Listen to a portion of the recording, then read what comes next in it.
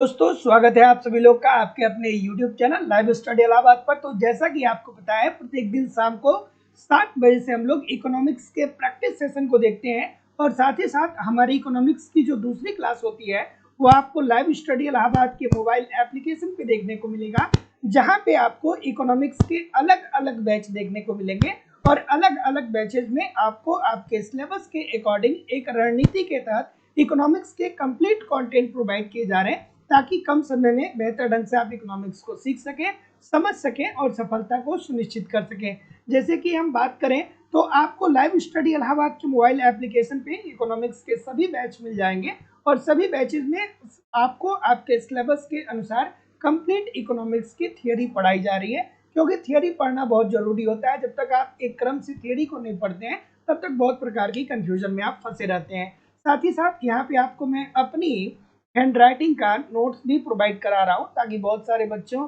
का ये कंप्लेन होता है कि सर हमारे पास नोट्स तो है लेकिन समझ में नहीं आता है क्या पढ़ें कैसे पढ़ें। तो आपको इसीलिए मैं सिंपल सटीक साधारण भाषा में खुद की हैंड राइटिंग का नोट्स दे रहा हूँ, ताकि आप एक तरफ थियरी पढ़ते रहिए, दूसरी तरफ नोट्स के माध्यम से रिवीजन करते रहिए। आपको यहाँ पे टेस्ट सीरीज भी दिया जा रहा है, टेस्ट सीरीज दीजिए, देखिए गलती कहाँ पे हो रही है, गलती क्यों हो रही है, उसमें सुधार करिए, फिर अगला टेस्ट दीजिए जिससे आपकी एक्यूरेसी बेहतर हो पाए। आपको यहाँ पे प्रीवियस ईयर के क्वेश्चन पेपर भी दिए जा रहे हैं और साथ ही साथ आपको यहाँ पे करंट की भी क्लासेस करवाई जा रही है। मतलब सब कुछ कवर कराना हमारी जिम्मेदारी है, बस आप ईमानदारी से इन सभी कंटेंट को एप्लीकेशन पे फॉलो करते रहिए, यूट्यूब पे प्रैक्टिस करते रहिए। मैं निश्चित तौर पे कह सकता हूँ कि बहुत कम समय में आप बेहतर ढंग से इकोनॉमिक्स को सीख सकते हैं, समझ सकते हैं और सफलता को सुनिश्चित कर सकते हैं। बात करें एडमिशन की तो लाइफ टाइम की वैलिडिटी के साथ एडमिशन फीस केवल और केवल 2000 रुपये है। तो जो लोग भी एडमिशन लेना चाहते हैं डिस्क्रिप्शन बॉक्स में जाइए, लाइव स्टडी इलाहाबाद के मोबाइल एप्लीकेशन का लिंक मिल जाएगा, एप्लीकेशन को डाउनलोड कर लीजिएगा और आप जिस भी एग्जाम की तैयारी कर रहे हैं उस एग्जाम का कोर्स वहाँ पे अवेलेबल होगा, उसको आप परचेज करके उसका स्क्रीनशॉट इस व्हाट्सएप नंबर पे मुझे आप जरूर सेंड कर दीजिए। आपको इकोनॉमिक्स के सभी बैच मिल जाएंगे, जैसे उत्तर प्रदेश में TGT, PGT, GIC lecturer, LT grade, Bihar में आपको टीआरई का बैच मिल जाएगा, बिहार में सेट और बीट का बैच मिल जाएगा, मध्य प्रदेश में वर्ग 1, मध्य प्रदेश में वर्ग 2, मध्य प्रदेश में वर्ग 3, मध्य प्रदेश में सेट, उत्तराखंड में लेक्चरर के लिए, उत्तराखंड में एलटी ग्रेड के लिए, यूजीसी नेट के लिए, छत्तीसगढ़ में सेट के लिए, झारखंड में टीजीटी, झारखंड में पीजीटी, डी ट्रिपल एस भी, अलग अलग राज्यों में असिस्टेंट प्रोफेसर, अलग अलग राज्यों में असिस्टेंट प्रोफेसर, एमबीएस, केबीएस और अन्य परीक्षाओं के भी बैच आपको मिल जाएंगे। तो जो लोग भी एडमिशन लेना चाहते हैं यथाशीघ्र आप एडमिशन लेकर के और अपनी तैयारी को कैरी ऑन कर सकते हैं। आपको एप्लीकेशन और यूट्यूब पे दोनों जगह आप मुझे फॉलो करते हैं तो मैं निश्चित तौर पे कह सकता हूँ कि बहुत कम समय में आप बेहतर ढंग से इकोनॉमिक्स को सीख पाएंगे, समझ पाएंगे और सफलता सुनिश्चित कर पाएंगे। चलिए अब हम लोग मूव करते हैं अपने सेशन की तरफ और आज के सेशन का पहला प्रश्न आपके सामने ये रहा कि आय प्रभाव के मामले में ऋणात्मक होता है। अब यहाँ पे आपको आय प्रभाव को समझना होगा कि आय प्रभाव का मतलब क्या होता है। तो अब जब आप आय प्रभाव को समझेंगे तो सबसे पहले तो आपको पता होना चाहिए गिफिन वस्तु, ठीक है। तो इस प्रश्न को अगर जो हम सॉल्व करें तो आय प्रभाव जो होता है वो गिफिन वस्तुओं के लिए आय प्रभाव गिफिन वस्तुओं के लिए कैसा देखने को मिलता है, ऋणात्मक देखने को मिलता है। अब आप कहेंगे सर इसका मतलब क्या हुआ, तो देखिए आसान भाषा में मैं आपको बता रहा हूँ, एक बार बताऊंगा पूरी जिंदगी भर आपको याद रहेगा। गिफिन वस्तु क्या होता है, तो गिफिन वस्तुएं ऐसी वस्तुएं होती हैं जहां पे बाजार का नियम लागू नहीं होता है। जैसे बाजार का नियम हमें क्या बताता है, बाजार का नियम हमें क्या बताता है, तो बाजार का नियम हमें ये बताता है कि जब आपकी आय में वृद्धि होगी ना, जब आपका आय बढ़ेगा तो आप वस्तुओं की मांग को भी बढ़ाएंगे, ये बाजार का नियम कहता है। पहली बात ये ठीक है और दूसरी बात ये भी ठीक होती है कि जब आपकी आय में कमी आती है तो आप वस्तुओं की मांग में कमी करते हैं, अगर जो हम बाजार के नियम की बात करें। लेकिन गिफिन वस्तुएं ऐसी निम्न श्रेणी की वस्तुएं होती हैं जहां पे ये बाजार का नियम लागू नहीं होता है। गिफिन वस्तुएं ऐसी निम्न श्रेणी की वस्तुएं होती हैं कि जब उपभोक्ता की आय में वृद्धि होती है तो उपभोक्ता इन वस्तुओं की मांग को बढ़ाता नहीं है, बल्कि इन वस्तुओं की मांग को वो कम कर लेता है। जैसे कि उदाहरण के तौर पे हम आपसे कह सकते हैं, उदाहरण के तौर पे कहा जाता है मिट्टी का तेल, जिसे किरोसिन ऑयल के नाम से भी जानते हैं, मिट्टी का तेल, या हम लोग बाजरे का उदाहरण देते हैं, बाजरा का उदाहरण देते हैं। तो आपको याद होगा बचपन में क्या होता था, बचपन में घर पे रसोई पकाने के लिए स्टोव का इस्तेमाल होता था। घर में उजाला करने के लिए किसका इस्तेमाल होता था? लैंप और लालटेन का इस्तेमाल होता था, और वहाँ पे मिट्टी का तेल लगता था। लेकिन जब लोगों की भारतीय अर्थव्यवस्था जैसे जैसे आगे बढ़ी और लोगों की आय में वृद्धि हो गई, तो लोग मिट्टी के तेल और बाजरा का उपभोग कम करने लगे, और इसके बजाय में लोग क्या करने लगे? रसोई गैस खरीद लिए। तो इसीलिए आय प्रभाव गिफिन वस्तुओं के लिए क्या होगा? ऋणात्मक होगा, क्योंकि जब गिफिन वस्तुएं ऐसी वस्तुएं होती हैं कि जब आपकी आय बढ़ती है तो आय बढ़ने के कारण आप वस्तुओं की मांग में कमी लाते हैं, तो इसलिए आय प्रभाव ऋणात्मक होगा गिफिन वस्तुओं के लिए। अगला प्रश्न ये रहा कि उपभोक्ता अधिशेष के बीच अंतर होता है। अब ये इजी सी बात है। उपभोक्ता अधिशेष की बात किसने किया था भाई? चलिए, तो उपभोक्ता अधिशेष की बात किसने किया था? तो वो किया गया था मार्शल के द्वारा। किसके द्वारा किया गया था? मार्शल के द्वारा।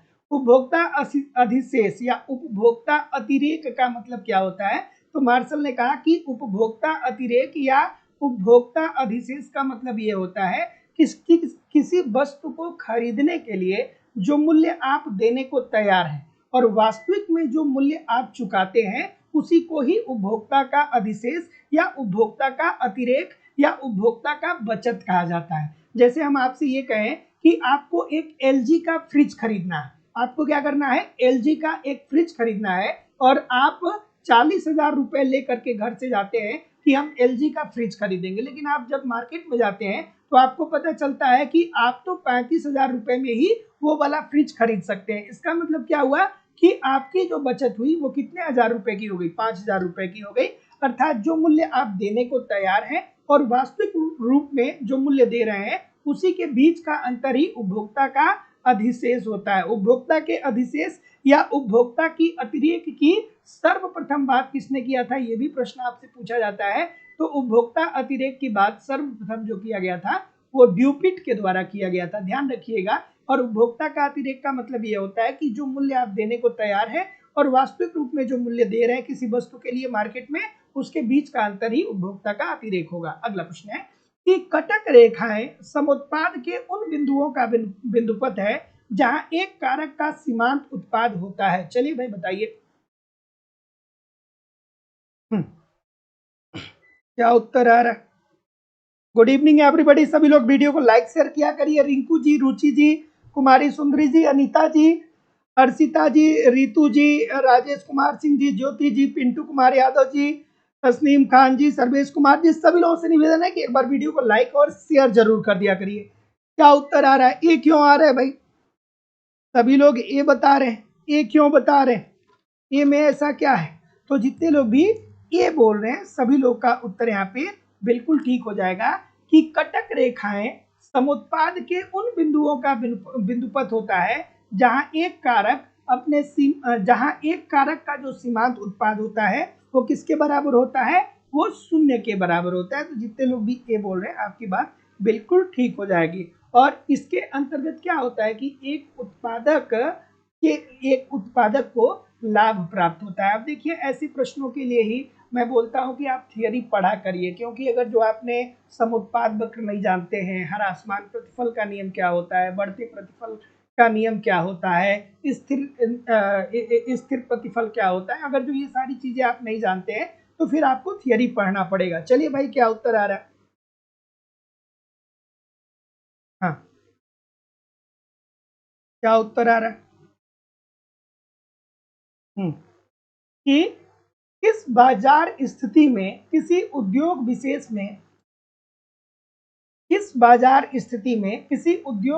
में प्रतिष्ठान अपने संयुक्त मुनाफे को अधिकतम करने और बाजार को साझा करने के प्रयोजन के एक साथ एक अकेली इकाई के रूप में जुड़ने का निर्णय लेती है। ये इजी सी बात है भाई, ये तो इजी सी बात है।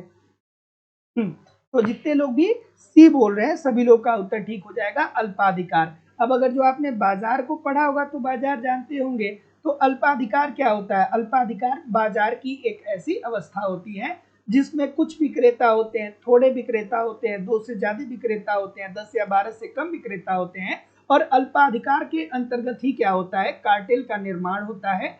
कार्टेल क्या होता है? कार्टेल अल्पाधिकार के अंतर्गत स्वतंत्र फर्मों का संगठन होता है, स्वतंत्र फर्मों का ये क्या होता है, संगठन होता है, और यही निर्धारित करता है कि वस्तु की कीमत क्या हो, हम सभी लोग अपने वस्तुओं की कीमत क्या बेचें, और ये कम से कम कीमत पर अपने प्रोडक्ट को बेचने का प्रयास करता है ताकि नई फर्म उद्योग में एंट्री न कर जाए। So option number C. अगला, अधिशेष, अधिशेषवतः या आभासी लगान है। चलिए भाई, अधिशेषवतः या आभासी लगान की अवधारणा किसने दिया था? तो आभासी लगान की अवधारणा किसने दिया था? चलिए पहले आप बताइए।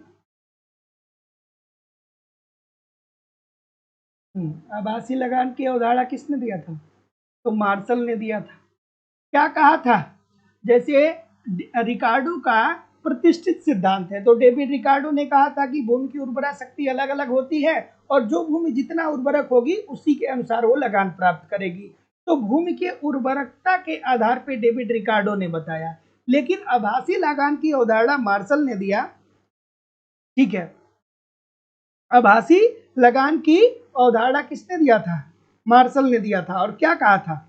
क्या उन्होंने कहा था? कहा था कि आभासी लगान अल्पकाल में मानव निर्मित मशीन, अब ये मशीनों की बात करते हैं, आभासी लगान अल्पकाल में मानव निर्मित मशीन एवं अन्य अन्य उपकरण से व्युत्पन्न आय है। अर्थात जो मनुष्य जब उत्पादन करता है तो जो मशीनरी का प्रयोग करता है या जो उपकरण का प्रयोग करता है उसके कारण लगान की प्राप्ति होती है।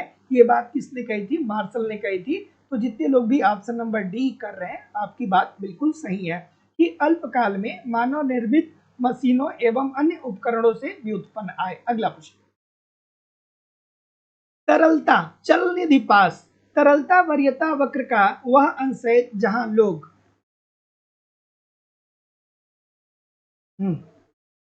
चलिए भाई बताइए।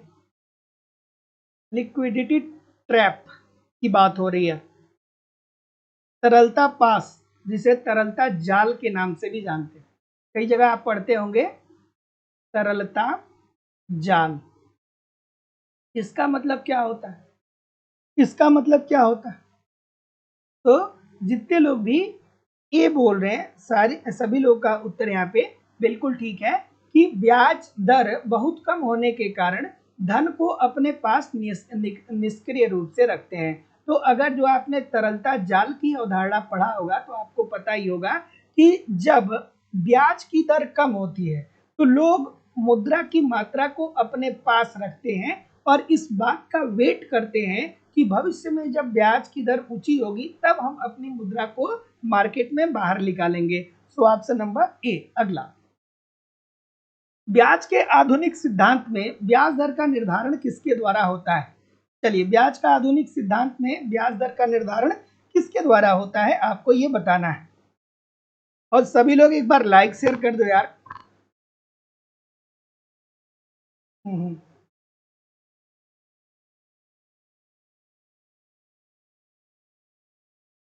हम्म क्या बोल रहे हैं? तो ब्याज का आधुनिक सिद्धांत किसने दिया था? सभी लोग कमेंट करके बताइए। हम्म हम्म तो ब्याज के आधुनिक सिद्धांत में ये कहा गया कि ब्याज दर का निर्धारण वहां पे होगा जहां पे आईएस एलएम वक्र एक दूसरे को काटते हैं। अब अगर जो आप पढ़े होंगे थियरी तो जानते होंगे, नहीं पढ़े होंगे तो इजी सी बात है, नहीं जानते हैं। आईएस एलएम वक्र जहां पे एक दूसरे को काटते हैं वहीं पे क्या होता है? वहीं पे संतुलन की स्थिति आती है। अर्थात ये वाला जो बिंदु है, ये क्या होता है? ये ई बिंदु होता है जहाँ पे संतुलन होता है। ये क्या होता है? ये एल एम वक्र होता है, एल एम वक्र। और ये क्या होता है? ये आई एस वक्र। एल एम वक्र का आकार कैसा होता है और आई एस वक्र का आकार कैसा होता है? सभी लोग कमेंट करके बताइए। So option number B, I S एवं एल एम वक्र के द्वारा। तो ब्याज के आधुनिक सिद्धांत में ब्याज दर का निर्धारण आई एस एल एम वक्र के द्वारा होता है। और यहाँ पे ये कहा गया कि ब्याज दर का निर्धारण आईएस और एलएम वक्र के कटान बिंदु पे होना चाहिए। तो ऑप्शन नंबर बी। अगला, हिक्स और हैंसन। ठीक है, किस अर्थशास्त्री ने मुनाफे को गतिशील अधिशेष के रूप में देखा? ये अच्छा सा प्रश्न है, कई बार पूछा गया है, कई बार पूछा गया है। आराम से बताइए क्या उत्तर आ रहा है।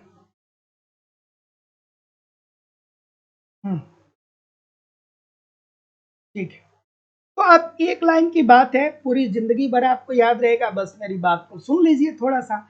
गतिशील अधिशेष सिद्धांत जो दिया गया था वो जेबी क्लार्क के द्वारा दिया गया था।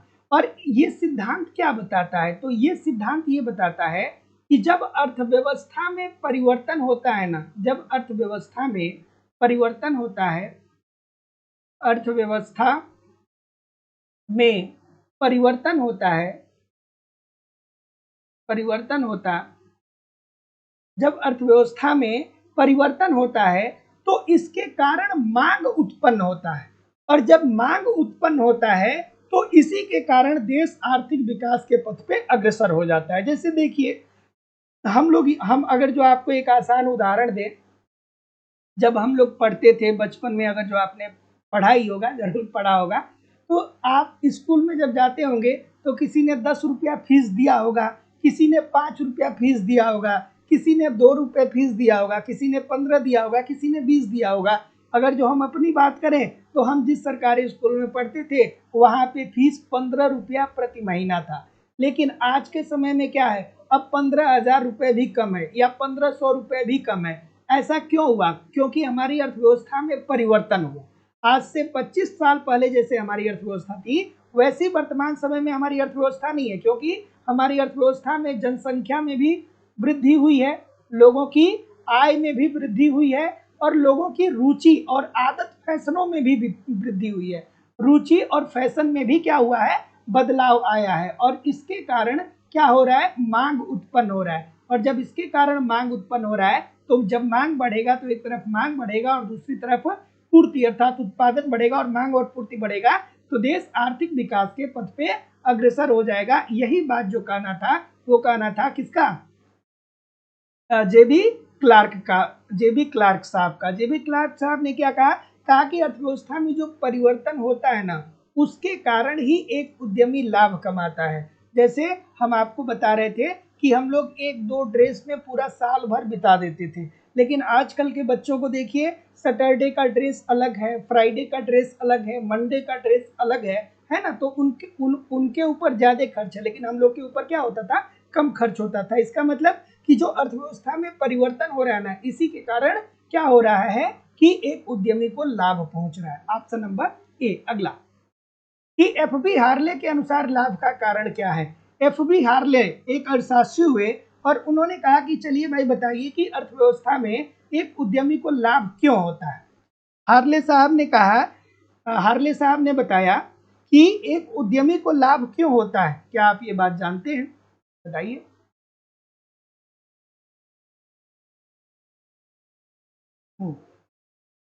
गुड इवनिंग एवरीबॉडी, प्रश्न पे ध्यान दीजिए, मैं सबके कमेंट को देख रहा हूँ, परेशान ना होइए। तो ऑप्शन नंबर बी बोल रहे हैं। तो देखिए, एफ बी हार्ले ने कहा ना कि एक जो उद्यमी होता है वो इसलिए लाभ कमाता है क्योंकि वो उसके अंदर जोखिम लेने की प्रवृत्ति होती है। जैसे मान लीजिए हम आपसे कहें कि आप चलिए किसी वस्तु का उत्पादन करिए, और सपोज करिए कि उस वस्तु का उत्पादन करने में 5 लाख रुपए लगने वाला है, 5 लाख रुपए लगने वाला है, तो आप एक बार सोचेंगे जरूर कि क्या हम उत्पादन करें। ऐसा भी हो सकता है कि भविष्य में चल करके हमारे प्रोडक्ट बिके ही नहीं, तो पांचों को 5 लाख रुपए हमारा खराब हो जाएगा, वेस्ट हो जाएगा। तो ऐसी स्थिति में एफ बी हार्ले ने कहा कि एक जो उद्यमी होता है वो ये जानता है कि भविष्य में उसे नुकसान भी हो जाता है, इसके बावजूद भी वो जोखिम लेकर के उत्पादन करता है, और जब जोखिम लेके उत्पादन करता है और भविष्य में वो लाभ कमाता है या वस्तुओं को बेचता है, तो उसी के प्रतिफल के रूप में उसे लाभ की प्राप्ति होती है। So option number B. अगला, मुद्रास्फीति की अवधि में आरबीआई के लिए उपयुक्त नीति होगी। अब देखिए, आप अगर जो हमारे साथ निरंतर लगे हुए हैं, प्रैक्टिस कर रहे हैं, तो आपको ये एकदम रट गया होगा, इसमें कोई बहुत बड़ी बात नहीं है। देखिए, आसान भाषा में समझ लीजिए इस प्रश्न को भी कि मुद्रास्फीति का मतलब क्या होता है। तो हम अगर जो ये कहें आपसे कि मुद्रास्फीति का मतलब क्या होता है, तो आप कहेंगे कि सर जी, इकोनॉमिक्स में हम लोग मुद्रास्फीति बोलते हैं और अपने घरों में हम लोग कहते हैं महंगाई। ठीक है, हम लोग क्या कहते हैं, महंगाई। और महंगाई कब आती है? महंगाई तब आती है जब वस्तुओं की कीमतें बढ़ जाती है। जब वस्तु की कीमत बढ़ती है तो महंगाई आती है, और महंगाई को इकोनॉमिक्स की भाषा में मुद्रास्फीति बोलते हैं। तो अब कीमत क्यों बढ़ रही है? तो कीमत क्यों बढ़ रही है? कीमत इसलिए बढ़ रही है क्योंकि वस्तुओं की अर्थव्यवस्था में मांग बहुत ज्यादा है, लेकिन वस्तु का उत्पादन अर्थात पूर्ति कम है।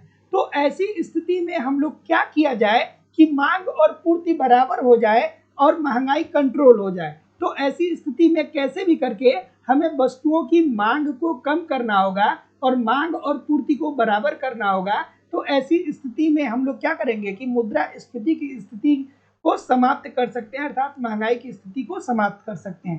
तो सरकारी प्रतिभूतियों का विक्रय, ये आरबीआई क्या करेगा? आरबीआई केंद्रीय बैंक, हमारे देश का केंद्रीय बैंक क्या करेगा? सरकारी प्रतिभूतियों को बेचेगा। जब सरकारी प्रतिभूतियों को बेचेगा तो जो अर्थव्यवस्था में मुद्रा का प्रवाह होगा वो आरबीआई की तरफ चला जाएगा, और जब आरबीआई बेचेगा तो मुद्रा प्राप्त करेगा।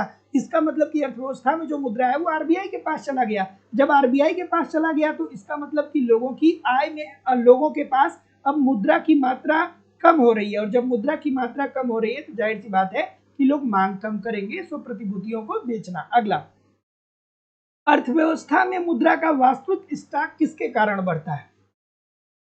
बताइए कि अर्थव्यवस्था में मुद्रा का वास्तविक स्टॉक किसके कारण बढ़ता है?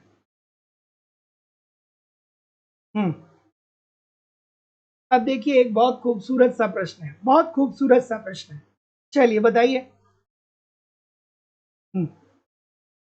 क्या उत्तर आ रहा है?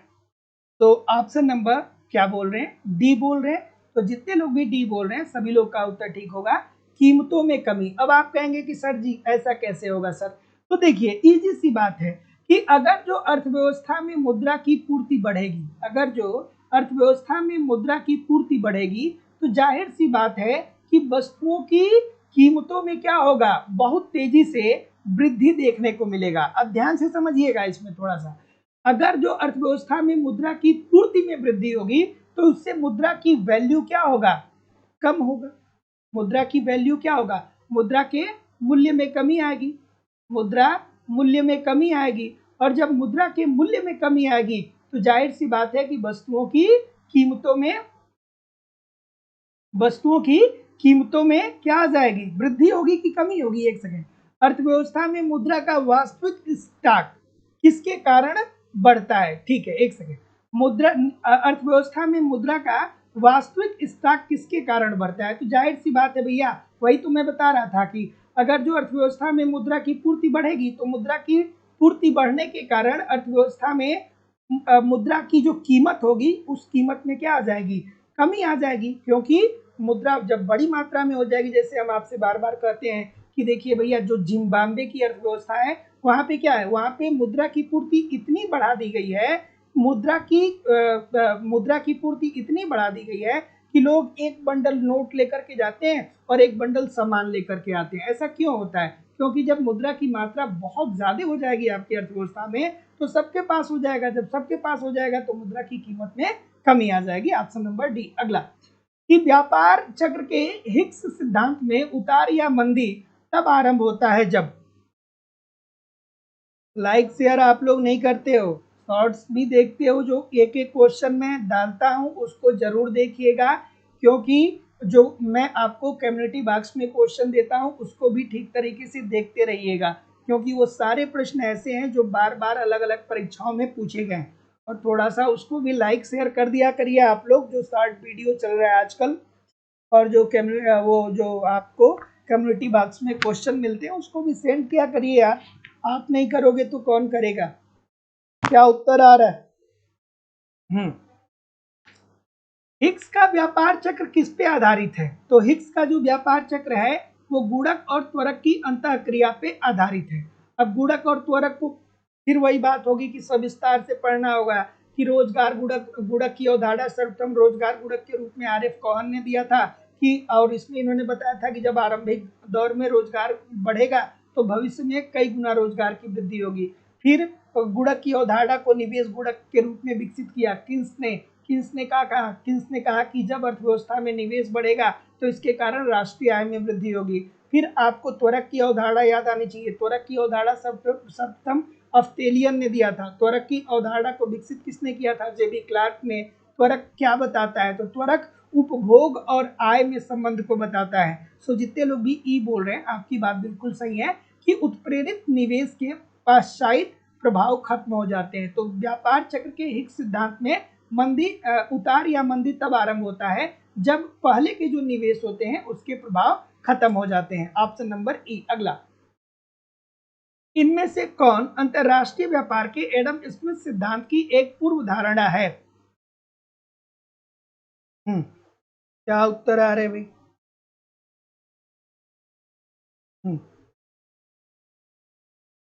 हम्म अब इस प्रश्न को आप अलग अलग जगहों पे बहुत बार पढ़े होंगे, क्योंकि ये बात एडम स्मिथ साहब भी करते हैं, ये बात इसी का समर्थन डेविड रिकार्डो साहब भी करते हैं।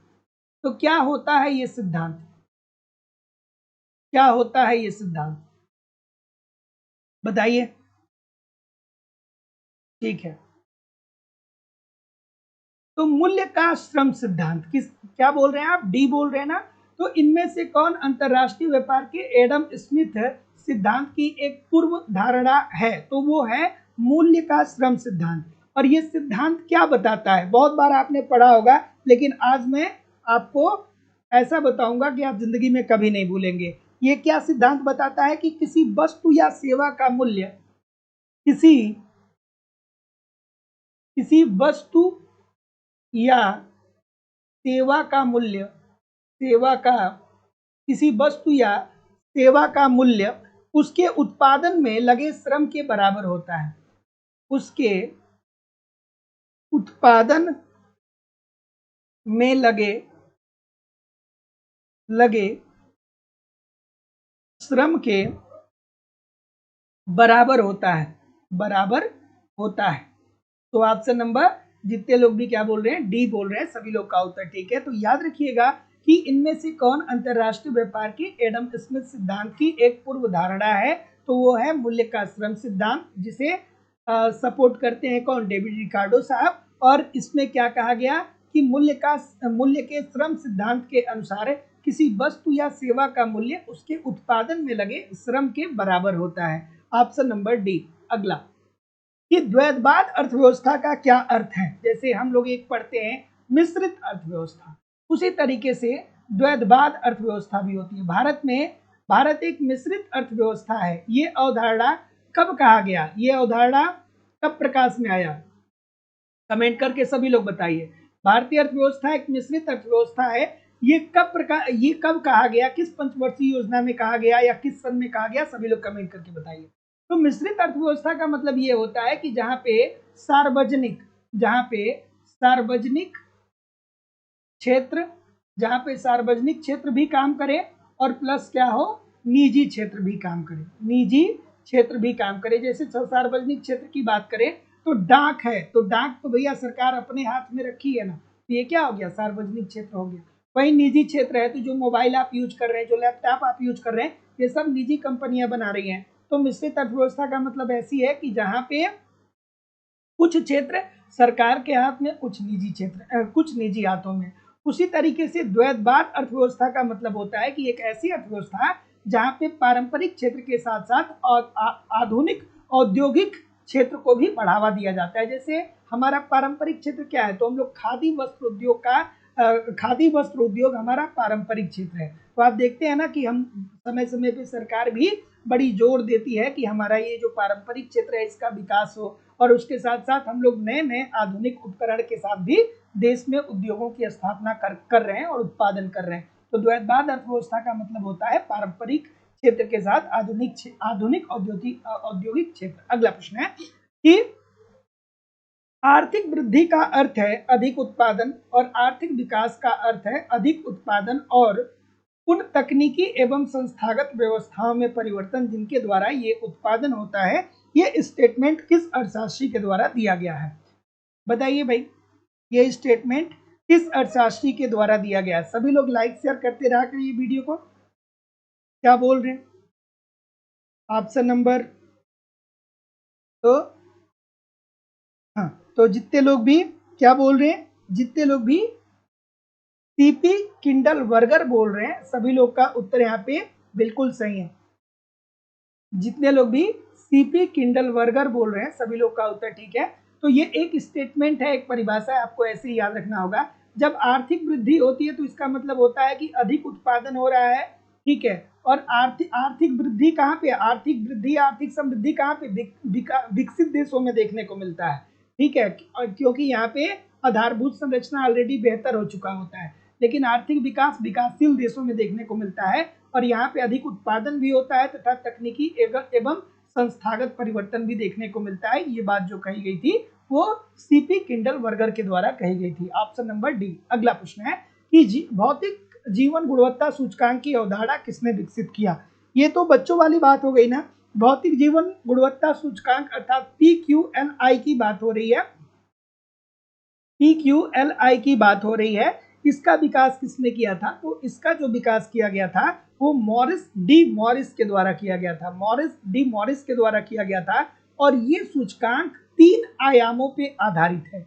ये सूचकांक कितने आयामों पे आधारित है, 3 आयामों पे आधारित है। पहला है साक्षरता दर, पहला क्या है, पहला है आपका साक्षरता दर। दूसरा इसमें क्या है, शिशु मृत्यु दर, शिशु मृत्यु दर, शिशु मृत्यु दर। और तीसरा है 1 वर्ष की इसके बच्चों की जीवन प्रत्याशा, जीवन प्रत्याशा, ठीक है। So option number D. अगला प्रश्न है कि आर्थिक समानता के अनुकूल स्थितियां निर्मित करने और सांप्रदायिक समरसता प्राप्त करने के लिए महात्मा गांधी द्वारा इनमें से किस कार्यक्रम का सुझाव दिया गया। अलग अलग परीक्षाओं में कई बार ये प्रश्न पूछा गया, बहुत खूबसूरत सा प्रश्न है।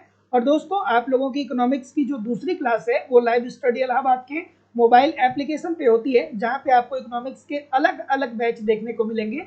और सभी बैचेज में आपको आपके सिलेबस के अनुसार एक रणनीति के तहत कंप्लीट कंटेंट दिए जा रहे हैं। जैसे कि आपको आपके सिलेबस के अनुसार कंप्लीट थियरी पढ़ाई जा रही है एक क्रम से। थियरी पढ़ना जरूरी है क्योंकि जब तक आप थियरी नहीं समझ पाते हैं तब तक कालखंड में कंफ्यूजन रहता है, ठीक है। तब तक ये कंफ्यूजन होता है कि ये प्रश्न कहाँ से बने।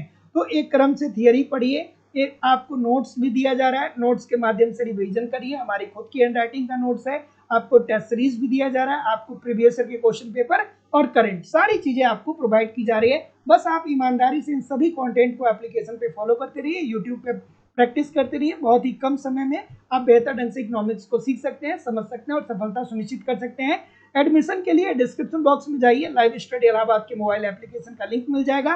एप्लीकेशन को डाउनलोड कर लीजिएगा और जिस भी एग्जाम की आप तैयारी करते हैं उसका कोर्स वहाँ पे अवेलेबल होगा। कोर्स को आप डायरेक्ट परचेज कर सकते हैं और अगर जो आप डायरेक्ट कोर्स परचेज कर लेते हैं तो फिर उसका स्क्रीनशॉट आप मुझे इस नंबर पे जरूर सेंड कर दें ताकि आपको बैच में ऐड कर दिया जाएगा।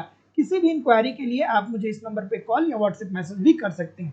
चलिए क्या उत्तर आ रहा है। सो जितने लोग भी सी बोल रहे हैं सभी लोग का उत्तर यहाँ पे बिल्कुल सही है। सर्वोदय कार्यक्रम, सर्वोदय कार्यक्रम किसके द्वारा चलाया गया था, महात्मा गांधी जी के द्वारा चलाया गया था। और ये कार्यक्रम चलाने के पीछे महात्मा गांधी जी का उद्देश्य ये था कि समाज के सभी लोग समान रूप से आपस में रहें, ठीक है। समाज के सभी लोग जितने भी लोग हैं, चाहे किसी भी कास्ट से आते हैं, किसी भी धर्म किसी भी संप्रदाय से आते हैं, सभी लोग आपस में समरसता के साथ रहें। और इसी के लिए महात्मा गांधी जी ने सर्वोदय कार्यक्रम का सुझाव दिया था। अगला प्रश्न, व्यापार की शर्तों का आशय निम्नलिखित में से है। व्यापार की शर्त,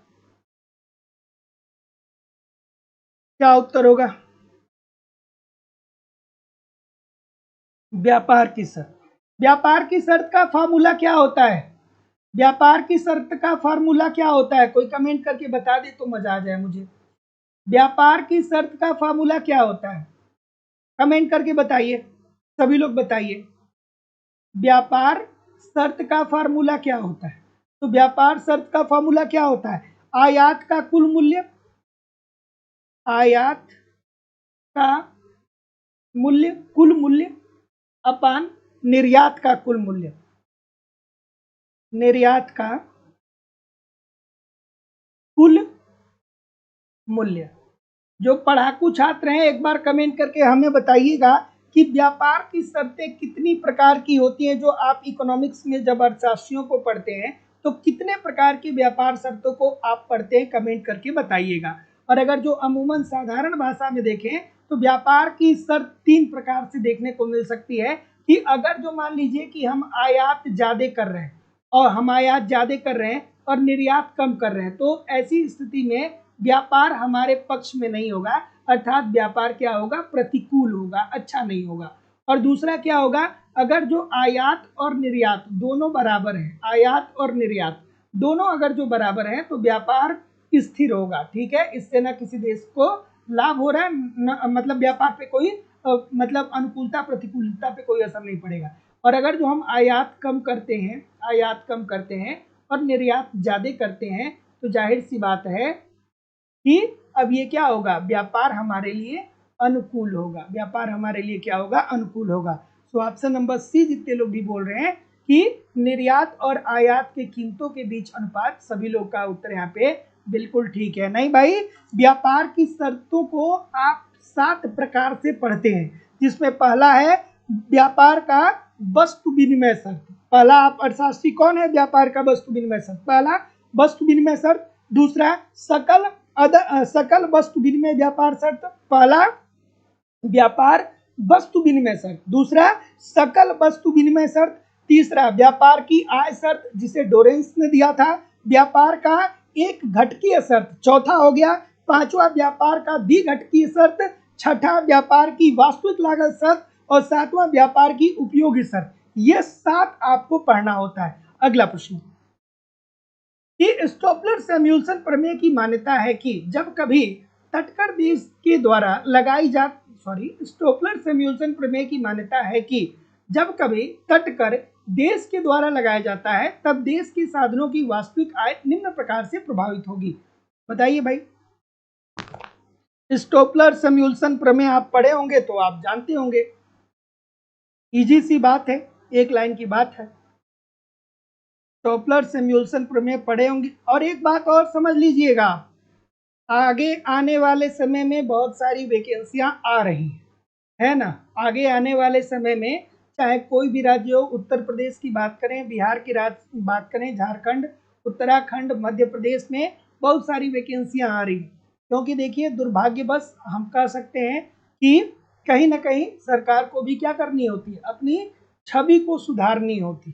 तो इस चक्कर में आपको अब मान के चलिए कि साल 2 साल में बहुत सारी टीचर की वैकेंसी, मतलब एटलीस्ट जब तक चुनाव नहीं हो जाता है तब तक तो आपको देखने को मिल जाएगा। तो खूब मेहनत से लगिए, वैकेंसी आ रही है, मेहनत करिए, सफलता लीजिए। और जितना मैं आप लोगों को करा रहा हूँ एप्लीकेशन और यूट्यूब पे, ये मोर देन सफिशियंट है, बशर्ते कंटिन्यूटी के साथ लगे रहिए, आज नहीं तो कल निश्चित तौर पे सफलता मिलेगी। क्या उत्तर आ रहा है भाई? ऑप्शन नंबर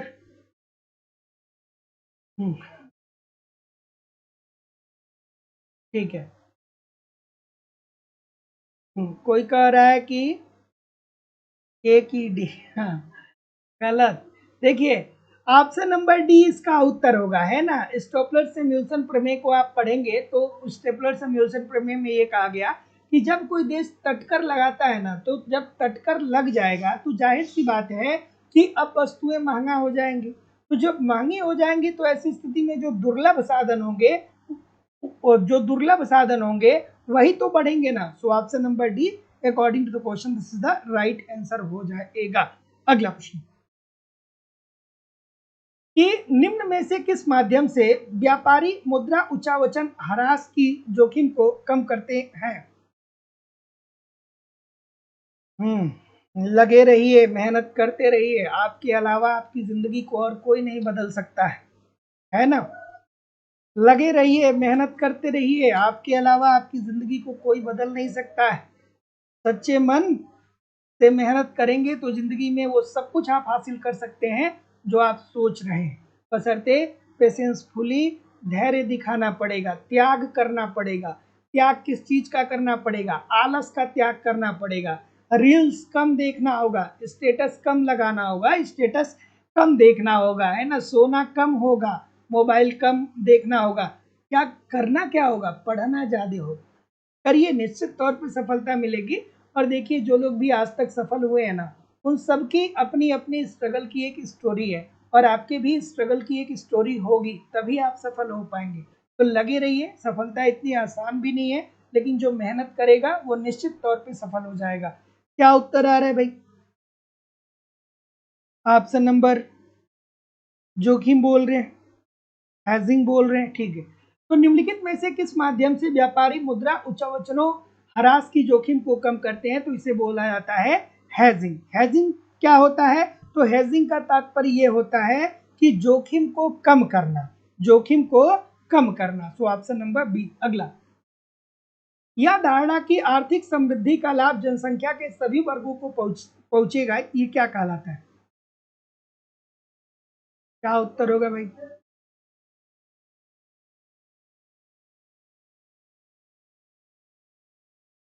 क्या उत्तर होगा बताइए।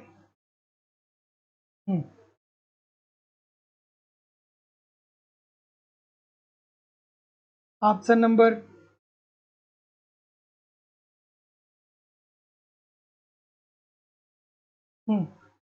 तो जितने लोग भी ए बोल रहे हैं, क्या ठीक बोल रहे हैं? ए बोल रहे हैं सभी लोग, ठीक है। तो देखिए, ये बात जो कही गई थी वो ट्रिंकल डाउन थियरी में कही गई थी। और ट्रिंकल डाउन प्रभाव अगर जो आप पढ़े होंगे तो उसमें ये कहा गया कि जब कोई अर्थव्यवस्था विकास करता है तो उससे जो धनी व्यक्ति होते हैं या जो उच्च आय के लोग होते हैं उनको प्रारंभिक दौर में लाभ ज्यादा होता है, लेकिन दीर्घकाल में धीरे धीरे धीरे धीरे करके ये जो आर्थिक समृद्धि का लाभ है वो समाज के सभी वर्गों तक पहुंचता है। तो ऑप्शन नंबर ए। अगला, आर्थिक विकास का क्लासिकल मॉडल किस पे जोड़ देता है? हम्म आर्थिक विकास का क्लासिकल मॉडल किस पे जोड़ देता है? किस पे जोड़ देता है? हम्म, बताइए। इजी सी बात है। क्लासिकल मॉडल क्या कहा था? एडम स्मिथ, डेविड रिकार्डो, क्या बोले थे भाई? एडम स्मिथ और डेविड रिकार्डो क्या बोले थे? कहे थे ना कि भैया एक देश दूसरे देश से आसानी से व्यापार करेगा, इस पे सरकार की कोई हस्तक्षेप नहीं होगा, अर्थात सरकार ना ही कोई कोटा लगाएगी ना ही सरकार कोई प्रशुल्क लगाएगी, और हमें विकास करने के लिए क्या करना चाहिए? पूंजी का संचय करना चाहिए, अर्थात अहस्तक्षेप नीति, व्यापार पर सरकार का कोई हस्तक्षेप ना हो, और हमें पूंजी का संचय करना चाहिए ताकि भविष्य में चल करके हम अपने निवेश को बढ़ा सकें। तो ऑप्शन नंबर सी, ए और बी दोनों। अगला,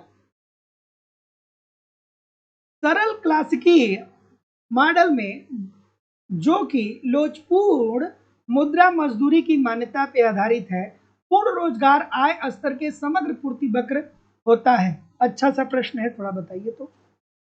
अच्छा प्रश्न है, थोड़ा मेहनत से बताइए इस प्रश्न को, दिमाग लगा करके। हम्म क्या उत्तर होगा भाई? देखिए, जिंदगी में जो अपने हाथ में है आप वही कर सकते हैं, है ना। आपके हाथ में है, आप मेहनत करिए। समय का क्या है, बचपन से लेके आज तक 25 30 35 40 साल के हो गए, समय तो बीते गया ना। समय कितना जल्दी बीतता है, बीतता है कि नहीं बीतता है? तो यार 6 महीने साल भर अगर जो ठीक से लग जाएंगे, मेहनत कर लेंगे, पूरी जिंदगी बन जाएगी, तो क्या बुरा है।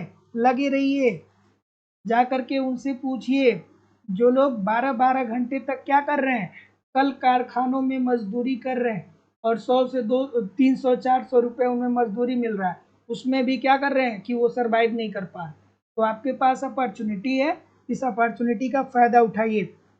ए बोल रहे हैं, तो जितने लोग भी ए बोलेंगे सभी लोग का उत्तर यहाँ पे ठीक होगा, पूर्तिया बेलोचदार होगा।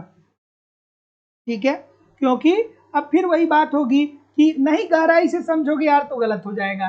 क्लासिकी मॉडल क्या कहता है? ये मॉडल यही तो बताता है ना कि अर्थव्यवस्था में पूर्ण रोजगार की स्थिति विद्यमान है। पूर्ण रोजगार अब बहुत सारे लोग को नहीं पता होगा, इसीलिए मैं कहता हूँ थियरी पढ़िए। पूर्ण रोजगार का मतलब ये होता है कि आपकी अर्थव्यवस्था में जो संसाधन है जो प्राकृतिक और भौतिक संसाधन है, इन प्राकृतिक और भौतिक संसाधनों का प्रयोग करके आप उत्पादन को अधिकतम कर चुके हैं, अब इससे ज्यादा उत्पादन नहीं बढ़ाया जा सकता है। तो ऐसी स्थिति में समग्र पूर्ति का वक्र क्या हो गया, पूर्णतः बेलोचदार होगा, अर्थात पूर्ति में परिवर्तन नहीं किया जा सकता है। अब फिर यहीं पे आपको किन्स भी याद आने चाहिए कि किन्स साहब ने इसी बात को लेकर के स्फीतिक अंतराल की अवधारणा दे दी और क्लासिकल अर्थशास्त्रियों की आलोचना कर दी। नहीं पढ़ेंगे तो कैसे मजा आएगा। पता है इकोनॉमिक्स भी हिस्ट्री के जैसे समझ में आएगा अगर जो आपके सारे कॉन्सेप्ट क्लियर होंगे, तब इतिहास की जैसे। अब देखिए पीगू प्रभाव की बात हो रही है, तो अगर जो पीगू प्रभाव को पढ़े होंगे तो जानते होंगे पीगू से कई सारी चीजें पूछी जाती है। क्या, और जब प्रीमियर क्लास होती है तो कुछ बच्चे बहुत बात करते हैं, इतना बात करोगे आपके करियर के लिए ठीक नहीं है, लाइफ के लिए ठीक नहीं है।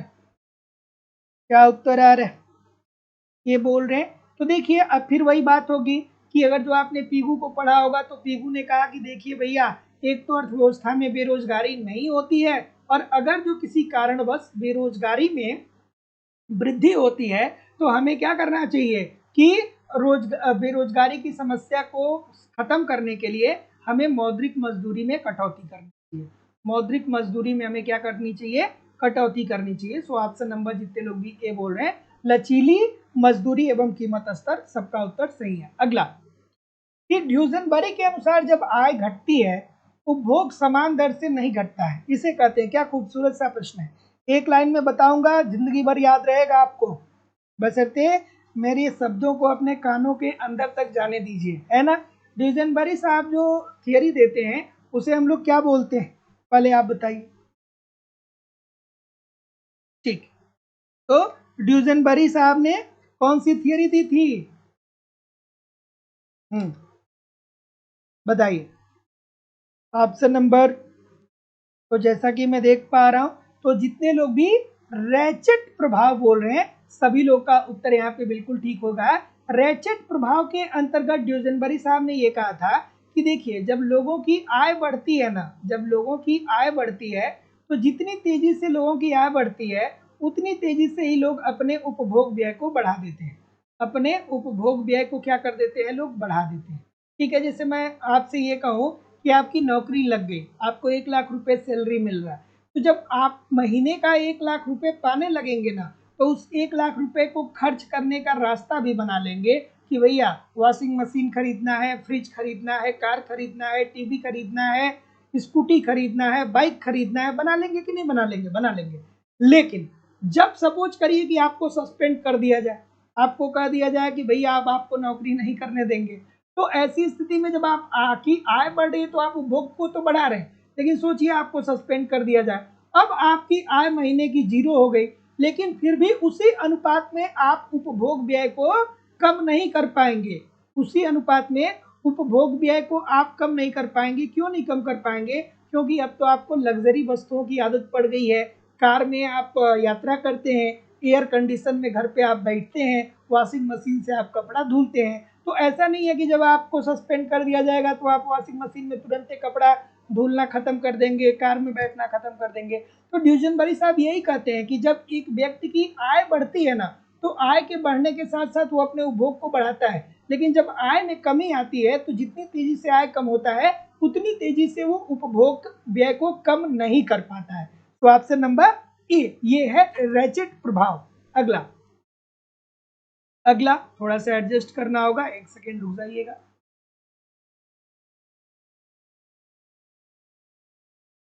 ठीक,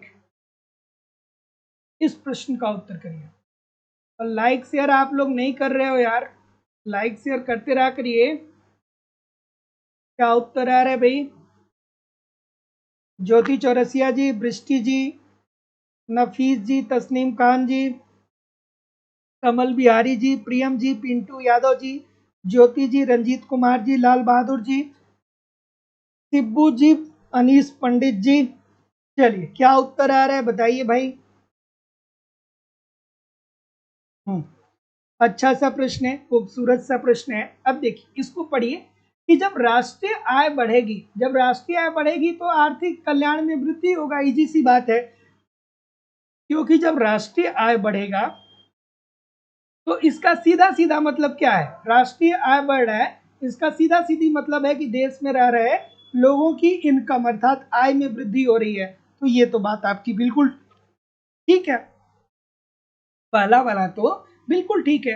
अब दूसरा देखते हैं कि आर्थिक कल्याण केवल आय की मात्रा पर निर्भर नहीं करता है, बल्कि आय अर्जित करने एवं उसके व्यय करने के ढंगों पर भी निर्भर करता है। बिल्कुल बात 100% ठीक है कि जो आपका आर्थिक कल्याण है ना, वो इस पे भी निर्भर करता है कि जो आपकी आय हो रही है उसे आप किस तरीके से व्यय कर रहे हैं। जैसे मान लीजिए कि आप 50,000 रुपये महीने का कमाते हैं और उसमें से 45,000 रुपये दवाई पे खर्च कर देते हैं, या 45,000 रुपये अगर जो आप किस्त पे खर्च कर देते हैं, तो उससे आपके कल्याण में वृद्धि होगी नहीं होगी ना। लेकिन अगर जो आप 50,000 कमा रहे हैं और पूरी 50,000 में आप क्या करें, बढ़िया कपड़ा पहने, बढ़िया भोजन करें, बढ़िया यात्रा करें, तब तो आपका कल्याण बढ़ेगा। तो बात तो ये दोनों ठीक है। तो जितने लोग भी ए बोल रहे हैं सबका बात सही है भैया, कि ए और आर दोनों सही है और आर ए का सही स्पष्टीकरण भी कर रहा है। अगला कि मूल्यगत निर्णय से बचने के लिए अर्थशास्त्री तथा यूएन के संगठन निम्नलिखित में से आर्थिक विकास का कौन सा माप प्रयोग करते हैं। अच्छा सा प्रश्न है भाई, बताइए क्या उत्तर आ रहा है।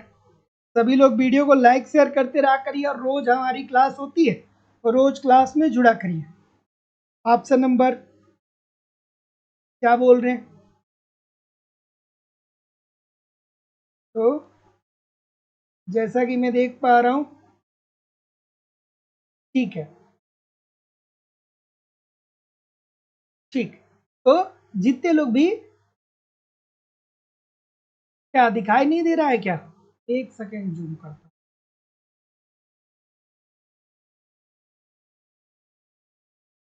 अब क्लियर है, ठीक।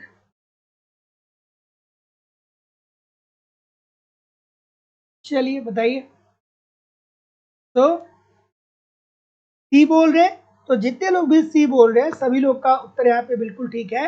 तो मूल्यगत निर्णय से बचने के लिए संयुक्त राष्ट्र संगठन आर्थिक विकास की माप के लिए क्या यूज करता है, जीडीपी पर कैपिटा इनकम अर्थात प्रति व्यक्ति सकल राष्ट्रीय उत्पाद को करता है, ठीक है। इसके माप को करता है। तो मूल्य निर्णय से बचने के लिए अर्थशास्त्री तथा यूएन के संगठन निम्नलिखित में से आर्थिक विकास के कौन से माप का प्रयोग करते हैं। तो इन लोगों को ये देखना होता है कि कोई देश आर्थिक विकास कर रहा है कि नहीं कर रहा है, तो उसकी जीडीपी पर कैपिटा को वो देखते हैं अर्थात प्रति व्यक्ति सकल राष्ट्रीय उत्पाद को वो देखते हैं। अगला, आय में वृद्धि और परिणाम स्वरूप विनियोग वृद्धि के बीच के संबंध में संख्यात्मक मूल्य को क्या कहा जाता है। खूबसूरत सा प्रश्न है, मजेदार सा प्रश्न है, देखिए है कि नहीं है मजेदार। क्या उत्तर होगा भाई, भाई जितने नाम बदल करके पढ़ने आ रहे हैं, आपको क्या पता, मुझे नहीं पता है कि आप कौन हो। आप एक शब्द लिखोगे तो मैं बता दूंगा कि आप कौन हो, क्योंकि हमारा और आपका संबंध बहुत पुराना है। आप हमसे 6 महीने से, कोई 6 महीने से पढ़ रहा है, कोई साल भर से पढ़ रहा है, कोई 2 साल से पढ़ रहा है। तो मैं भी आपको बहुत अच्छे से समझता हूँ, आपकी राइटिंग को समझता हूँ कि आप क्या लिख सकते हैं। कोई ही लिखता है, कोई हेलो लिखता है और वहीं पे पकड़ा जाता है ना, है ना। क्योंकि आपके लिखने की स्टाइल नहीं चेंज हो सकती है, आप चाहें तो कितनी भी आईडी चेंज कर लीजिए, लेकिन बात करने की जो आपकी शैली होती है, जो लिखने की शैली होती है, ये नहीं चेंज होती है, क्योंकि ये तो बचपन से चली आ रही है। चलिए क्या उत्तर होगा भाई, क्या उत्तर है, ऑप्शन नंबर ठीक है। क्या बोल रहे हैं, क्या बोल रहे हैं, ऑप्शन नंबर ठीक है। चलिए ठीक है, तो जितने लोग भी क्या बोल रहे हैं, त्वरक बोल रहे हैं ना, सभी लोग का उत्तर ठीक है। आप देखिए कितने सारे लोग गलत कर रहे हैं, सब बोल रहे हैं गुणक। गुणक कैसे होगा भैया, त्वरक होगा ना। आय में वृद्धि और परिणाम स्वरूप विनियोग में वृद्धि। तो त्वरक की अवधारणा सर्वप्रथम किसने दिया था? तो सर्वप्रथम ऑस्ट्रेलियन ने दिया था, ऑस्ट्रेलियन के द्वारा दिया गया था। और विकसित किसने किया था? क्लार्क के द्वारा, जेबी क्लार्क के द्वारा, जेबी क्लार्क के द्वारा विकसित किया गया था। ये क्या बताता है त्वरक? त्वरक यही तो बताता है ना कि आपकी आय, ठीक है, आपकी आय और विनियोग में क्या संबंध है, या आपकी आय और उपभोग में क्या संबंध है। आय और उपभोग में, अर्थात आय और विनियोग में ही तो संबंध को बताता है ना। तो जितने लोग भी डी बोल रहे हैं सभी लोग का उत्तर यहाँ पे बिल्कुल सही हो जाएगा। अगला, सब गलत किए, इसको सही किया नहीं, कोई भी सही नहीं किया। चलिए इसको सही कर दीजिए, इसको सही कर दीजिए सभी लोग, इसको सही कर दीजिए भाई, अच्छे से आराम से पढ़िए फिर सही करिए, गलत नहीं होना चाहिए। जो गलत करेगा उसको क्या मिलेगा? इस क्वेश्चन में 0 है। क्या उत्तर आ रहा है? तो जैसा कि मैं देख पा रहा हूँ,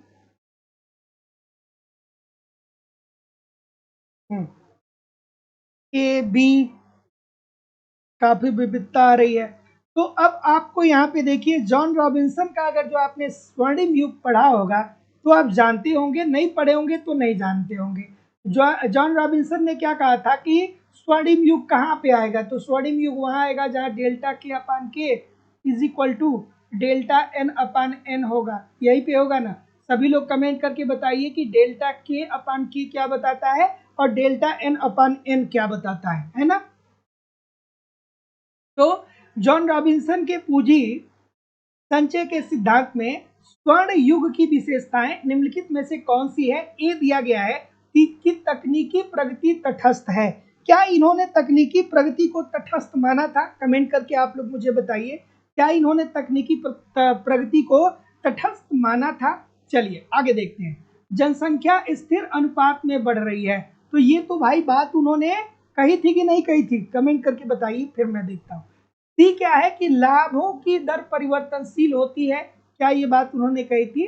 और डी है कि प्रति व्यक्ति उत्पादन के साथ वास्तविक मजदूरी का स्तर बढ़ता है, ये बात गलत है, ये बात उन्होंने नहीं कहा था। अगर जो आप श्रीमती जॉन रॉबिन्सन का स्वर्णिम युग का उदाहरण पढ़ेंगे तो वहां पे दिया गया है कि तकनीकी प्रगति तटस्थ है, अर्थात तकनीकी प्रगति में कोई बहुत ज्यादा परिवर्तन नहीं हो रहा है। फिर क्या कहा गया कि जनसंख्या स्थिर अनुपात में बढ़ रही है, अर्थव्यवस्था में जनसंख्या स्थिर अनुपात में बढ़ रही है।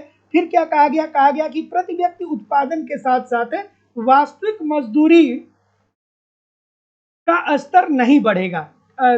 ठीक है, सॉरी एक सेकेंड, एक सेकेंड, इसमें थोड़ी सी दिक्कत हो, एक सेकेंड रुक जाइएगा, एक सेकेंड रुक जाइएगा, ये तो ठीक है, इसमें कोई दिक्कत नहीं है, तकनीकी प्रगति तटस्थ है, ये तो बात सही है ना। जनसंख्या स्थिर अनुपात में बढ़ रहा है, ये भी उन्होंने बताया था। लाभों का दर परिवर्तनशील होगा, नहीं भाई, लाभ के दर को तो वो परिवर्तनशील नहीं बताते हैं ना, लाभ के दर को वो क्या कहते हैं? परिवर्तनशील बताते हैं क्या?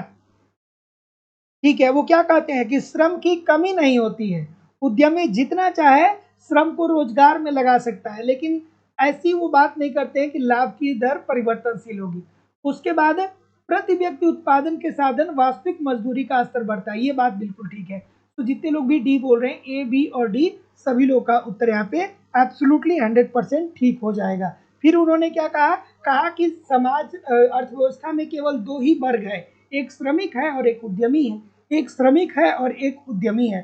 जो श्रमिक है वो अतिरिक्त पाना चाहता है और जो उद्यमी है वो मजदूरी पाना चाहता है। अगला, कि सोलो के निम्नलिखित में से कौन सी मान्यता पर दीर्घकालीन वृद्धि मॉडल का निर्माण किया गया है?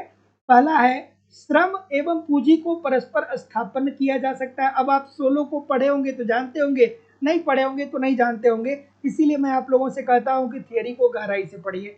अब देखिए, तकनीकी प्रगति तटस्थ है, कीमतों एवं मजदूरी जड़ है और उत्पादन फलन प्रथम कोटि का समरूप होता है। चलिए भाई सही उत्तर बताइए आप। तो देखिए, अगर जो आपने सोलो साहब को पढ़ा होगा तो सोलो साहब ने क्या कहा था?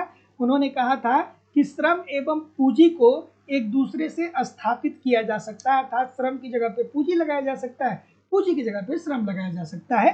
तो ये बात तो आपकी बिल्कुल सही है। उसके बाद तकनीकी प्रगति को इन्होंने कहा था तटस्थ है, अर्थात तकनीकी में कोई परिवर्तन नहीं होता है। सोलो साहब वही हैरट डोमर की मान्यताओं को ही लेकर के आगे चलते हैं। उसके बाद इन्होंने क्या बोला, उसके बाद इन्होंने बोला कि कीमतें तथा मजदूरी जड़ होती है, कीमत और मजदूरी स्थिर होती है।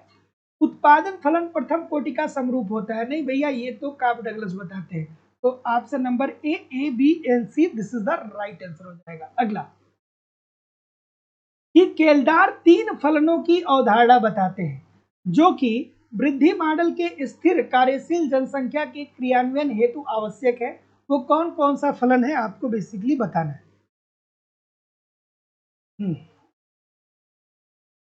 ऑप्शन नंबर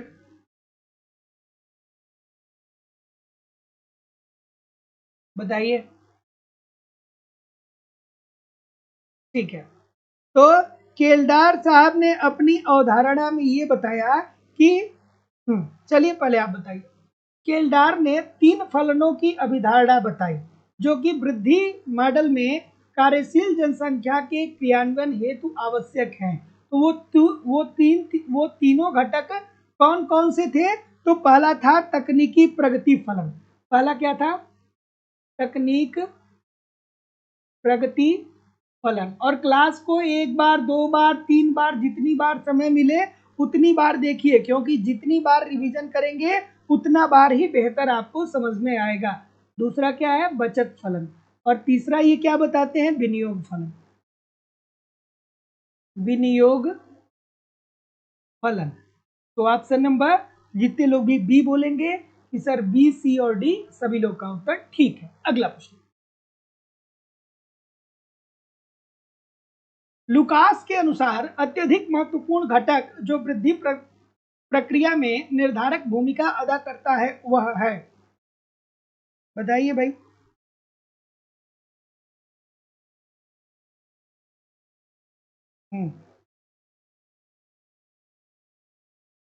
क्या उत्तर आ रहा है?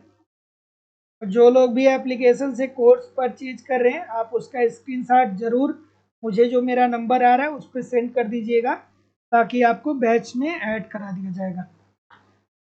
बताइए लुकास साहब का आ गया भाई। लुकास साहब क्या कहते हैं? तो ऑप्शन नंबर, तो देखिए लुकास एक बहुत ही खूबसूरत अर्थशास्त्री हुए और इनका क्या कहना था? इनका क्या कहना था? तो इनका ये कहना था कि आप लोगों को शिक्षा दीजिए।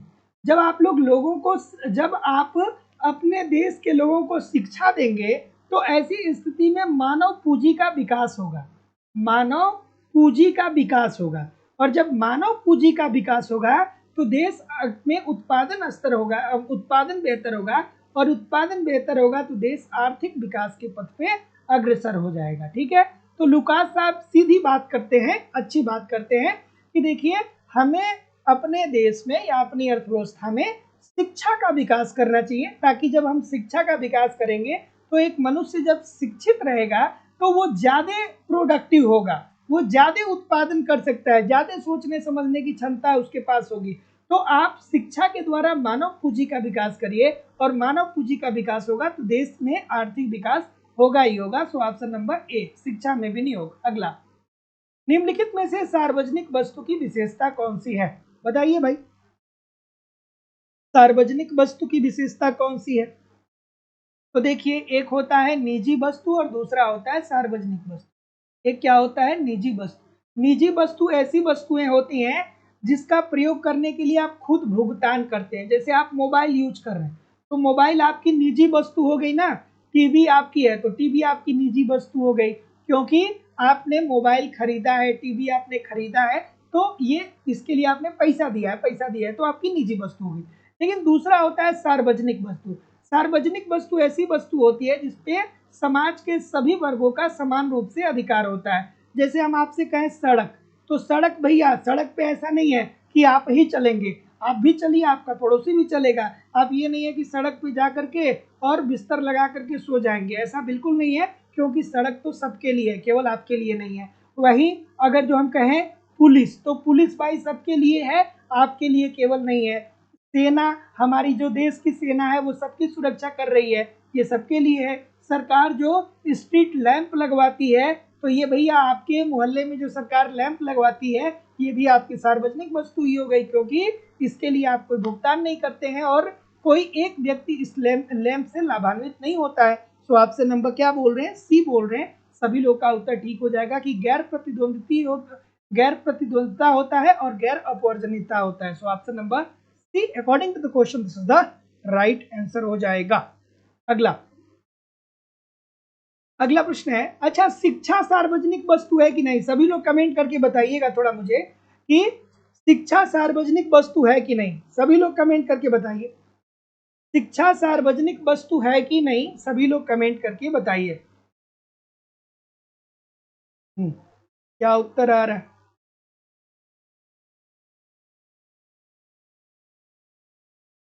क्या उत्तर आ रहा है?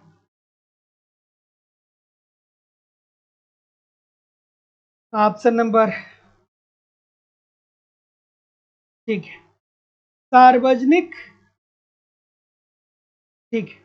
तो सार्वजनिक यातायात क्या होगा? सार्वजनिक यातायात ये होता है आपका मेरिट वस्तु। क्यों? क्योंकि देखिए शिक्षा हो गया, यातायात हो गया, इसे उपलब्ध कराने की जिम्मेदारी सरकार की होती है, इसीलिए इसे हम लोग मेरिट वस्तुएं कहते हैं। हवा, हवा क्या है भाई? हवा क्या है? तो हवा सार्वजनिक वस्तु है। हवा क्या है? सार्वजनिक वस्तु है, सबके लिए है। हवा ऐसा थोड़ी है कि आप ले रहे हैं और दूसरा वाला जो आपके पास बैठा है वो हवा नहीं ले रहा। हवा तो सभी के लिए, हवा तो सभी को लाभान्वित कर रहा है। भोजन हो गया, तो भोजन मान लीजिए कि भोजन आप कर रहे हैं तो उस पर पैसा खर्च करते हैं, सब्जी खरीदते हैं, ठीक है, तेल खरीदते हैं, मसाले खरीदते हैं, तो ये आपकी निजी वस्तु हो गई। सिनेमा हॉल में आप टिकट लेते हैं तो ये आपकी क्लब वस्तु हो गई। तो आई होप कि सभी लोग ठीक कर रहे हैं, सभी लोग ठीक सुमेलित कर रहे हैं। 2 1 4 3। अगला, निम्न बजट घाटों में जीडीपी के प्रतिशत के रूप में घटते हुए क्रम में व्यवस्थित करिए। अच्छा सा प्रश्न है भाई कि निम्न बजटीय, भारत में अलग अलग प्रकार के बजटीय घाटे होते हैं, जैसे राजस्व घाटा, राजकोषीय घाटा, प्राथमिक घाटा, ये सब आप पढ़ते ही हैं। तो सबसे ज्यादा कहाँ पे घाटा देखने को मिल रहा है, उससे कम कहाँ देखने को मिल रहा है, उससे और कम कहाँ देखने को मिल रहा है, यही आपको बताना है।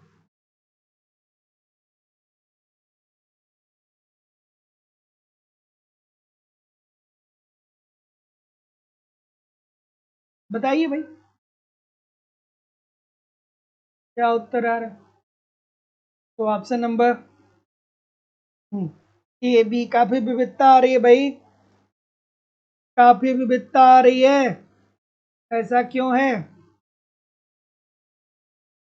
ठीक है, बी बोल रहे हैं, सब बी बोल रहे हैं। बी में ऐसा क्या है भाई? तो देखिए, अगर जो हम लोग राजस्व घाटा की बात करें या राजकोषीय घाटा की बात करें, तो थोड़ा मैं लिख देता हूं अप्रोक्सीमेटली। अब आप ये कब वीडियो देख रहे हैं ये मायने करता है, लेकिन अप्रोक्सीमेटली मैं आपको बता रहा हूं कि सबसे ज्यादा जो घाटा हो रहा है वो राजकोषीय घाटा है।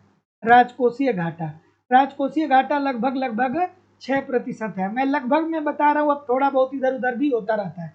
राजकोषीय घाटा लगभग लगभग 6% है। उसके बाद राजस्व घाटा, राजस्व घाटा की बात करें तो ये कम है, ये लगभग 5% के आसपास है। प्रभावी घाटा की अगर जो बात करें, प्रभावी घाटा की बात करें, प्रभावी घाटा की बात करें तो ये लगभग कितना है, 4.1 के आसपास है। और प्राथमिक घाटा की बात करें तो ये 3% है। प्राथमिक घाटा, प्राथमिक घाटा ये अप्रोक्सीमेटली मैं आपको बता रहा हूँ, है ना, थोड़ा बहुत इधर उधर भी हो सकता है। जब मैं बैच में पढ़ाऊंगा करंट तो वहां पे बताऊंगा आप लोगों को। तो ऑप्शन नंबर बी। अगला, सूची 1 को सूची 2 के साथ सुमेलित करिए। सूची 1 को सूची 2 के साथ सुमेलित करिए भैया। ठीक है, और जो लोग भी एप्लीकेशन पे अभी तक एडमिशन नहीं लिए हैं, आप यथाशीघ्र एडमिशन ले सकते हैं। वहाँ पे सब कुछ पढ़ाया जा रहा है। देखिए 240 क्लास के आसपास में देता हूँ, सारी क्लासेज अप्रोक्सीमेटली 1 घंटे से कुछ कम होती है, कुछ ज़्यादा होती है।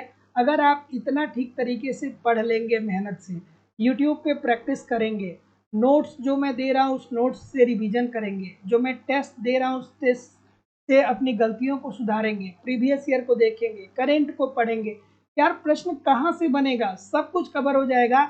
और एक ही प्रश्न इतनी बार रिवीजन होगा, एक ही कॉन्सेप्ट इतनी बार रिवीजन होगा कि आप चाह के भी भूल नहीं पाएंगे। तो जो लोग भी अभी तक थियरी की क्लास में नहीं जुड़े हैं, आप जुड़ सकते हैं। आपको अलग अलग बैच देखने को मिलेंगे लाइव स्टडी इलाहाबाद की मोबाइल एप्लीकेशन पे। आप डिस्क्रिप्शन बॉक्स में जाइए, एप्लीकेशन का लिंक दिया गया है, एप्लीकेशन को डाउनलोड करके जिस एग्जाम की आप तैयारी करते हैं उस एग्जाम का कोर्स वहां से आप परचेज कर सकते हैं। अगर जो आप वहां से डायरेक्ट नहीं परचेज कर पा रहे हैं, किसी भी प्रकार की आपकी इंक्वायरी है, तो आप मुझे इस नंबर पे कॉल भी कर सकते हैं या व्हाट्सएप मैसेज भी कर सकते हैं। क्या उत्तर आ रहा है भाई, क्या उत्तर आ रहा है? तो देखिए, अगर जो वेल्थ ऑफ नेशन की बात करें तो ये तो एडम स्मिथ साहब कहाँ गए भाई, पहले का A, the pure theory of international trade and survey, इसकी अगर जो बात करें तो ये जगदीश भगवती साहब कहाँ पे हैं, यहाँ पे हैं, ठीक है। The theory of international trade ये किसने दिया था, तो ये हैबरलर ने दिया था। और principle of political economy and taxation ये किसकी है, ये है डेविड रिकार्डो की। तो आई होप कि आप सुमेलित कर पा रहे हैं। आगे बढ़ते हैं कि मुद्रास्फीति की दर घटाने के लिए सरकार को क्या करनी चाहिए। मुद्रास्फीति का मतलब ये होता है कि वस्तुओं की कीमतों में वृद्धि हो गई है, यही तो होता है ना मुद्रास्फीति। और जिससे आप कर सकते हैं कि अर्थव्यवस्था में महंगाई आ गई है। तो महंगाई क्यों आती है, जैसे मुद्रास्फीति इकोनॉमिक्स के भाषा में हम लोग बोलते हैं, लेकिन अपने घरों में हम लोग कहते हैं कि बड़ी महंगाई आ गई है। और महंगाई को इकोनॉमिक्स की भाषा में क्या बोलते हैं, सॉरी, महंगाई को और हम कैसे डिनोट कर सकते हैं कि जब वस्तु की कीमतों में वृद्धि होती है तो उसे ही महंगाई कहते हैं, और महंगाई को ही इकोनॉमिक्स की भाषा में मुद्रास्फीति बोलते हैं। अब वस्तु की कीमत क्यों बढ़ती है, क्योंकि जब वस्तुओं की मांग में वृद्धि होगी और मांग के अनुसार उत्पादन अर्थात पूर्ति में वृद्धि नहीं होगी, तो जाहिर सी बात है कि वस्तुओं की कीमत बढ़ जाएगी। अब जब वस्तु की कीमत बढ़ रही है तो इससे महंगाई बढ़ेगी, और महंगाई बढ़ रही है तो इसे ही इकोनॉमिक्स की भाषा में मुद्रास्फीति कहेंगे। तो ऐसी स्थिति में अगर जो हमको मुद्रास्फीति कम करना है तो हमें क्या करना होगा, हमें मांग को कम करना होगा। हमें क्या करना होगा, मांग को कम करना होगा। और मांग को कम करने के लिए क्या करना चाहिए सरकार को, बताइए।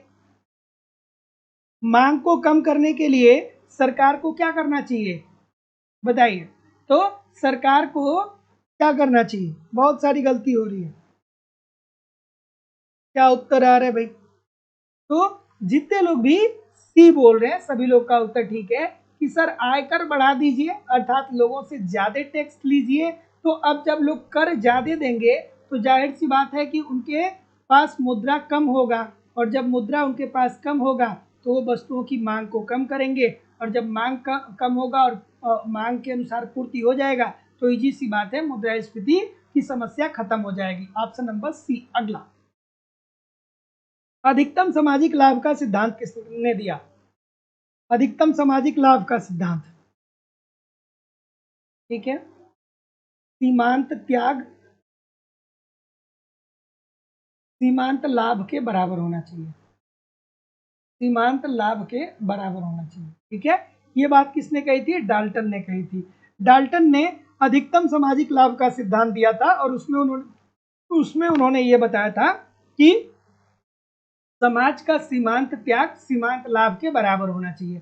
अर्थात त्याग कौन कर रहा है, त्याग करदाता, जो कर टैक्स पेयर हैं, जो कर दे रहे हैं वो त्याग कर रहे हैं। तो एक करदाता जब कर देता है तो जितना वो त्याग करता है ना, उतना ही लाभ ये समाज को होना चाहिए, उतना ही लाभ समाज को होना चाहिए जब इस समाज में सरकार ये करदाता के पैसे को डालेगा। जैसे मान लीजिए कि सरकार ने 100 रुपये टैक्स लिया, ठीक है, 100 रुपये सरकार ने टैक्स लिया। तो अब जब जो टैक्स 100 रुपये मिला है उससे करदाता को जितना नुकसान हुआ है उतना ही लाभ तब होना चाहिए जब ये पैसा सरकार आम जनता तक पहुंचाए, तभी जाकर के लाभ अधिकतम होगा। यही बात डाल्टन ने कहा था कि सीमांत त्याग सीमांत लाभ के बराबर जहां होगा वहीं पे क्या होगा, लाभ अधिकतम होगा। अगला प्रश्न, फिर एक बात और कही थी डाल्टन का, एक प्रश्न और बड़ी मशहूर है, बार बार पूछा जाता है कि डाल्टन के अनुसार किसी देश में जब प्रति व्यक्ति आय अधिकतम होगा वही उस देश की आदर्श या अनुकूल जनसंख्या होगी। तो आदर्श या अनुकूल जनसंख्या के संदर्भ में भी डाल्टन ने बोला कि किसी देश की आदर्श या अनुकूल जनसंख्या वह जनसंख्या है जिससे उस देश की प्रति व्यक्ति आय अधिकतम हो। सो ऑप्शन नंबर जो भी बोल रहे थे ठीक बोल रहे थे। अगला प्रश्न आपके सामने रहा कि जो कर किसी वस्तु विशेष के गुणों जैसे भार, आकार या मात्रा पर आधारित होता है उसे हम लोग क्या बोलते हैं? अरे मैं लाइव ही क्लास तो ले रहा हूं। ज्योति जी कह रहे हैं सर लाइव, मैं लाइव ही क्लास तो ले रहा हूं। और देखिए जितने लोग भी बात से परेशान हैं, आप कमेंट बाजी मत किया करिए। अगर जो कोई आपसे बात कर रहा है तो आप बात मत किया करिए, है ना। अब जिसको बात करना है वो बात कर रहा है, उसकी अपनी मनोस्थिति है। लेकिन जो स्टूडेंट ये चाहते हैं कि हम सीरियस होकर के पढ़ें, हम केवल प्रश्न का उत्तर ही दें, तो आप किसी और से बात करिए ही नहीं, है ना। बहुत सारे बच्चे हमसे कहते हैं फ़ोन करके कि सर जी कमेंट बॉक्स में बहुत बात होती है। बात होती है तो आप बात मत करिए, आप ही लोग तो बात करते हो, और कौन बात करता है। और जितने कहते हैं कि सर जी कमेंट बॉक्स में बात हो रही है, उस सब के सब बातू नहीं होते, सब बात करते हैं। ऐसा कोई नहीं है जो बात नहीं करता है। चलिए क्या उत्तर होगा कि ऐसा कर, सॉरी, जो कर किसी वस्तु विशेष के गुणों, भार, आकार या मात्रा पर लगाया जाता है उसे हम लोग क्या बोलते हैं? उसे हम लोग बोलते हैं विशिष्ट कर। उसे हम लोग क्या बोलते हैं? विशिष्ट कर। जैसे उदाहरण के तौर पे हम कहें पनीर पे कर, ठीक है, कई बार पूछा गया है, ये इसलिए बता रहा हूँ, पनीर पर कर, ठीक है। जैसे पनीर है तो जब मान लीजिए कि पनीर एक सीमा से दूसरी सीमा में जा रहा है, तो पनीर कितना किलो है, कितना ग्राम है। 1 किलो है तो उस पर ज़्यादा टैक्स लगेगा, ½ kg है तो कम टैक्स लगेगा। अर्थात उस वस्तु की भार, आकार और मात्रा के आधार पर जब टैक्स लगाया जाएगा तो उसे विशिष्ट कर कहा जाएगा। जैसे एक शर्ट या पैंट अगर जो निर्यात या आयात हो रहा है, तो भैया अगर जो एक इकाई के माध्यम से हम टैक्स उस पर लगाएंगे एक कपड़े के आधार पे, तो कहा जाएगा कि वो विशिष्ट कर का उदाहरण है। तो ऑप्शन नंबर ए। अगला कि राज्य द्वारा दी गई सेवाओं के लिए किए गए भुगतान को क्या बोलते हैं? राज्य द्वारा दिए गए सेवाओं के लिए किए गए भुगतान को क्या बोलते हैं? क्या खूबसूरत सा प्रश्न है। अच्छा सा प्रश्न है।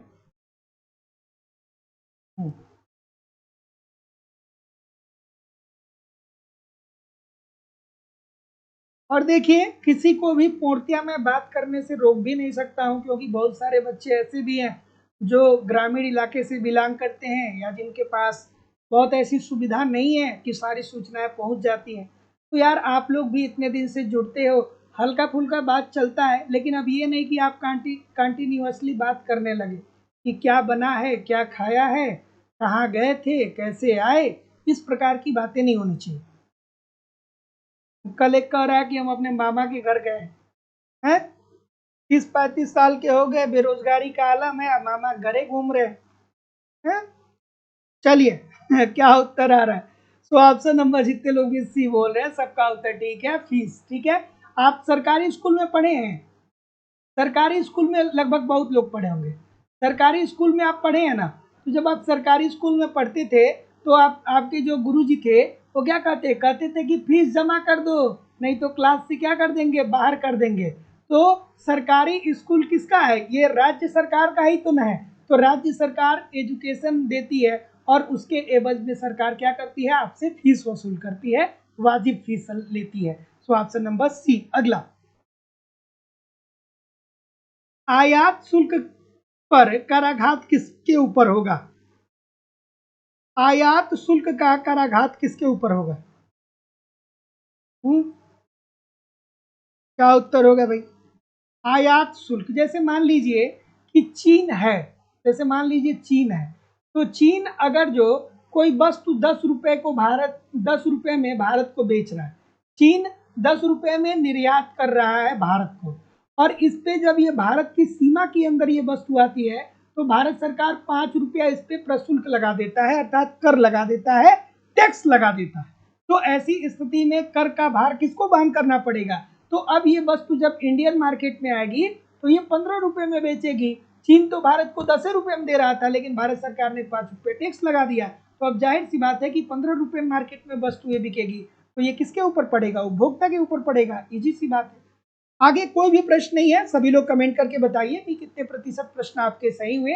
और आप लोगों की इकोनॉमिक्स की जो दूसरी क्लास होती है वो आपको लाइव स्टडी इलाहाबाद की मोबाइल एप्लीकेशन पे देखने को मिलेगा, जहां पे आपको इकोनॉमिक्स के अलग अलग बैच देखने को मिलेंगे और अलग अलग बैचेज में आपको आपके सिलेबस के अकॉर्डिंग एक रणनीति के तहत इकोनॉमिक्स के कंप्लीट कंटेंट प्रोवाइड किए जा रहे हैं, ताकि कम समय में बेहतर ढंग से आप इकोनॉमिक्स को सीख सकें, समझ सकें और सफलता को सुनिश्चित कर सकें। जैसे कि आपको आपके सिलेबस के अनुसार कंप्लीट इकोनॉमिक्स की थियरी पढ़ाई जा रही है।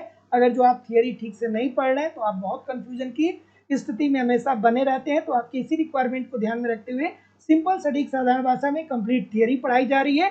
कंप्लीट आपको नोट्स भी दिया जा रहा है, ताकि आप एक तरफ थियरी पढ़िए, दूसरी तरफ नोट्स के माध्यम से रिवीजन करिए। आपको टेस्ट सीरीज दिया जा रहा है, टेस्ट दीजिए, देखिए गलती कहाँ पे हो रही है, गलती क्यों हो रही है, उसमें सुधार करिए, फिर अगला टेस्ट दीजिए, जिससे आपकी एक्यूरेसी बेहतर हो पाए। आपको प्रीवियस ईयर के क्वेश्चन पेपर और करंट सारी चीजें यहाँ पे प्रोवाइड की जा रही है। लाइफ टाइम की वैलिडिटी के साथ आपको कोर्स मिल रहा है।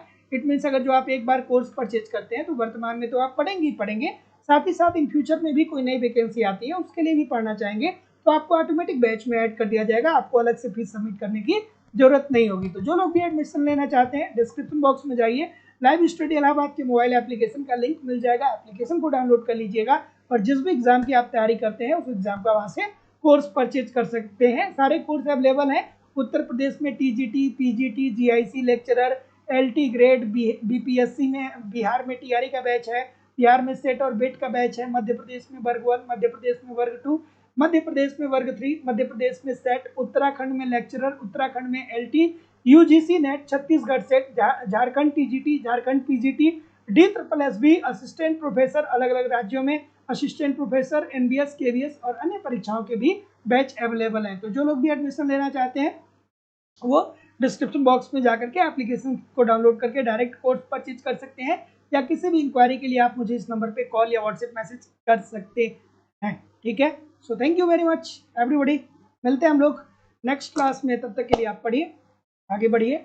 नमस्कार, धन्यवाद। डिस्क्रिप्शन बॉक्स में चले जाइएगा और वहाँ पे आपको टेलीग्राम ग्रुप का और लाइव स्टडी इलाहाबाद के व्हाट्सएप चैनल का आपको लिंक मिल जाएगा, आप ज्वाइन कर लीजिएगा ताकि आपको सारी चीज़ें वहाँ पे मिलती रहे। So thank you very much everybody. मिलते हैं नेक्स्ट क्लास में, तब तक के लिए आप पढ़िए, आगे बढ़िए। नमस्कार, धन्यवाद।